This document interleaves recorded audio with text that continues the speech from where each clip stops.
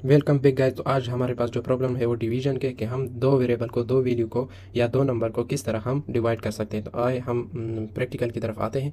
यहाँ पर हम एक फ़ाइल बना लेंगे जिसको हम कह देंगे कि डिवाइड ऑफ टू और फिर टू और नंबर, और हमारे पास सी प्लस प्लस का एक्सटेंशन। पहले हम प्री प्रोसेसर डायरेक्टिव को इंपोर्ट कर लेंगे और फिर हमारे पास आ जाएगा using namespace S T D आ जाएगा, और फिर हमारे पास आ जाएगा एंड मेन, और यहाँ पर हमारे पास बॉडी होगा। अच्छा, यहाँ पर हम दो वेरिएबल ले लेंगे। एक को कह देंगे कि ये हमारे पास वेरिएबल 1 है और दूसरे को कह देंगे कि ये हमारे पास वेरिएबल 2 है। और यूज़र को एक मैसेज दे देंगे कि यहाँ पर वैल्यू को एंटर करें, एंटर द फर्स्ट वैल्यू। और यहाँ पर हम वेरिएबल 1 को दे देंगे ताकि यूज़र वेरिएबल 1 में वैल्यू को एंटर करे। और फिर दूसरे वेरिएबल के लिए भी हम लिखेंगे एंटर द सेकंड वैल्यू, और हमारे पास सेकंड वेरिएबल में भी यूज़र एंटर करेगा। अच्छा, यहाँ पर जो हम यहाँ पर कैलकुलेट करेंगे डिवाइड ऑफ टू वैल्यू। अच्छा, हम पहले डायरेक्ट मेथड से करते हैं। डायरेक्ट मेथड से किस तरह होगा, the division of two values, और फिर हमारे पास आ जाएगा कि वेरिएबल 1 डिवाइडेड बाय वेरिएबल 2 आ जाएगा।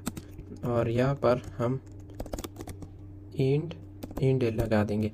और हमारे पास जो दूसरा मेथड है वो थर्ड वेरिएबल का है कि हम किस तरह करते हैं, फ्लोट लेंगे और डिवाइड का हम एक वेरिएबल लेंगे और इसमें क्या कर देंगे कि वेरिएबल 1 को और वेरिएबल 2 को पहले हम डिवाइड कर देंगे और फिर डिवाइड में असाइन कर देंगे। ये किस तरह होगा, पहले हम डिवाइड कर देंगे और फिर इस वेरिएबल में, डिवाइड वेरिएबल में हम इसको असाइन कर देंगे और फिर हम इसको डिस्प्ले कर देंगे कि the division of two values, और फिर हमारे पास आ जाएगा डिवाइड और फिर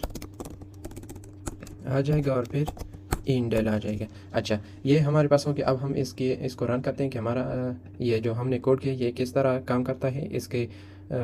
हम इसको रन करते हैं। अच्छा, यहाँ पर आप देख लें, हम पहले 25 को पहले वैल्यू में जो कि यहाँ पर हम 25 को एंटर कर देंगे और दूसरे में हम 4 को एंटर कर देंगे।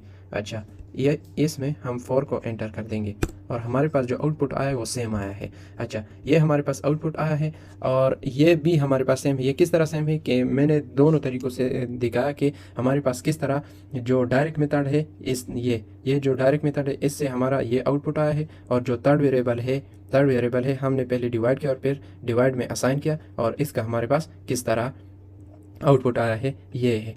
तो ये प्रोग्राम इस तरह था, ये प्रॉब्लम इस तरह था कि हम दो वेरिएबल को, दो वैल्यू को या दो नंबर को किस तरह डिवाइड कर सकते हैं कि एक डायरेक्ट मेथड से जो कि उसको हम बोलते हैं विदाउट थर्ड वेरिएबल, और जो प्रॉपर मेथड से करते हैं जिसको हम बोलते हैं कि विद थर्ड वेरिएबल, जो हमारे पास ये है। तो आज के लिए इतना ही। Thank you.